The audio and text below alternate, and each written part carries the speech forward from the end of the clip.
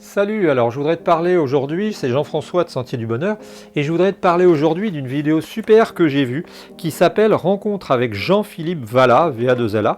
Tu tapes ça sur internet et tu tomberas sur une chaîne qui est vraiment sympa, dont je ne me rappelle pas le nom, et qui a fait une rencontre avec Jean-Philippe Valla, qui est ingénieur de formation et qui lui s'est installé comme cultivateur, comme paysan, je ne sais pas où, très joli endroit, dans la nature, et qui a des solutions vraiment très intéressantes et super intéressantes. Alors comme d'habitude, quand tu vois le reportage, ça ressemble un peu à La Petite Maison dans la Prairie, version 2021, un peu destroy, parce que ces gens qui cherchent des solutions sont toujours en train de faire des... Même moi qui ai l'habitude à la campagne on va dire, comment dirait-on, de scène de bricolage, je dois avouer que ça ressemble beaucoup à un gros mécano, cet endroit où il est.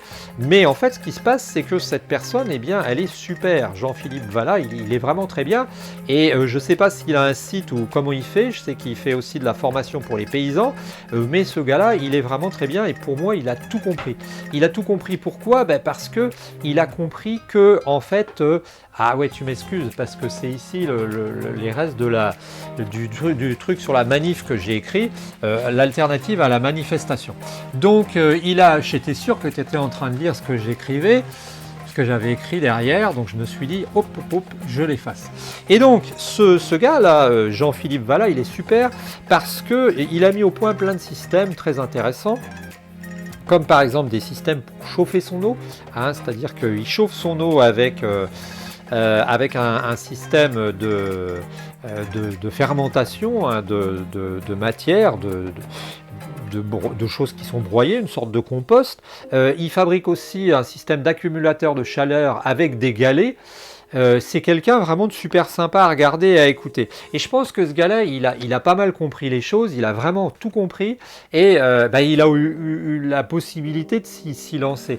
Alors, c'est pas facile de se lancer, et c'est pas toujours évident, parce que quand on est tout seul, eh bien, comme moi, quand on débute, hein, moi j'ai 55 ans, mais quand j'étais jeune, eh bien, on a un peu peur de la société, on se dit, bon, il faut quand même manger, il faut quand même, c'est plus la même époque, hein, il faut quand même se nourrir, il faut quand même se chauffer, il faut quand même avoir une voiture, et on a tendance à rentrer dans le système.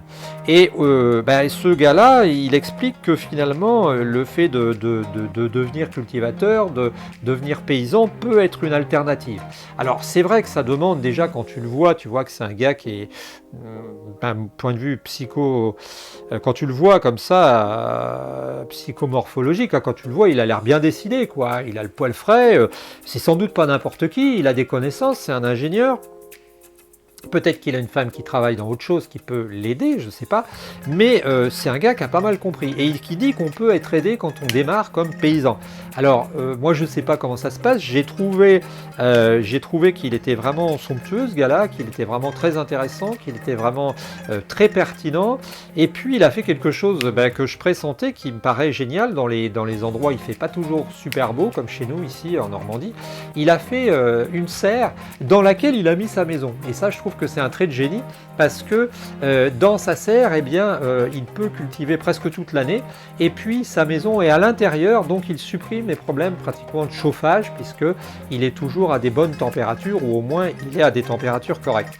C'est vraiment un super sujet. C'est un sujet aussi qui nous fait nous questionner sur la notion de relation qu'on a avec l'argent, hein, avec l'énergie, parce que comme il le dit, le problème il n'est pas tant un problème énergétique qu'un problème d'organisation, qu'un problème de gestion de nos moyens, etc. Donc voilà, donc je voulais te parler de ce petit sujet très frais aussi, c'est joliment tourné. Et ça s'appelle Rencontre avec Jean-Philippe Valla, VA2LA, et puis donne-nous-en des nouvelles, et puis si tu habites près de chez lui, je ne sais pas où il habite, va le voir, et puis fais-nous un reportage, on le diffusera. Je te souhaite une très bonne journée, c'était Jean-François pour Sentier du Bonheur.